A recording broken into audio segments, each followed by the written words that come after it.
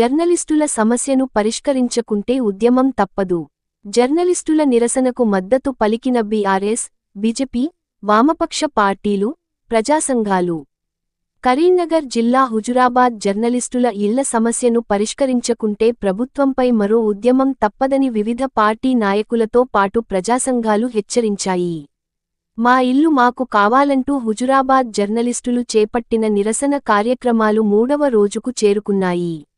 నిరసన కార్యక్రమంలో భాగంగా ప్రెస్ క్లబ్ నుంచి బైక్ ర్యాలీ నిర్వహిస్తూ హుజూరాబాద్లోని ప్రధాన వీధుల గుండా పెద్ద ఎత్తున నినాదాలు చేస్తూ అంబేడ్కర్ చౌరస్తాకు చేరుకున్నారు.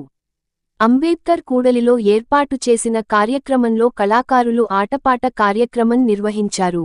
అనంతరం వివిధ పార్టీల నాయకులు మాట్లాడుతూ, గత 20 సంవత్సరాలుగా జర్నలిస్టులు ఎంతో కష్టపడి సాధించుకున్న నివేశన స్థలాలను కాంగ్రెస్ పార్టీ అడ్డుకోవడం సిగ్గుచేటు అన్నారు.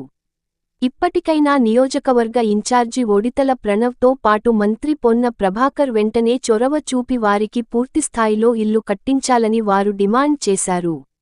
జర్నలిస్టుల సమస్యలు పరిష్కారం అయ్యేంతవరకు వారికి అండగా ఉంటామని, వారితో పాటు కలిసి నిరసనలో పాల్గొంటామని అన్నారు. జర్నలిస్టుల సమస్యపై ప్రభుత్వం కాలయాపన చేస్తే రాష్ట్ర వ్యాప్తంగా పెద్ద ఎత్తున ఆందోళన కార్యక్రమాలు కూడా చేపడతామని హెచ్చరించారు.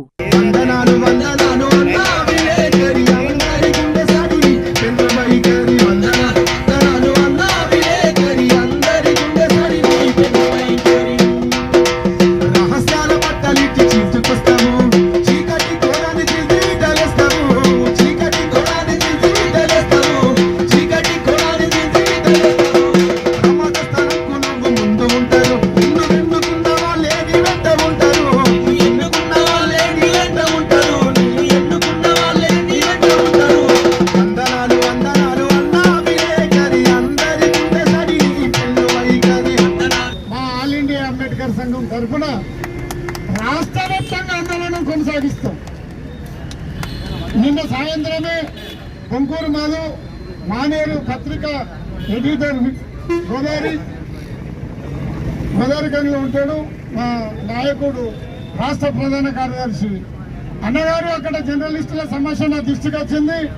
మీరు ఎంబడేలో పాల్గొని దీటంగా ఇక నుండి ప్రతి మండలాలలో అవసరం అనుకుంటే కార్యక్రమాలు చేపట్టండి అని నిన్న సాయంత్రమే 11 గంటలకు పిలుపునిచ్చారు.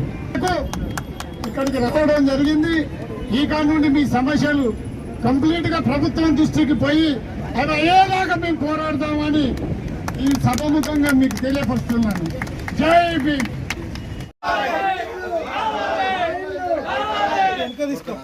అందరూ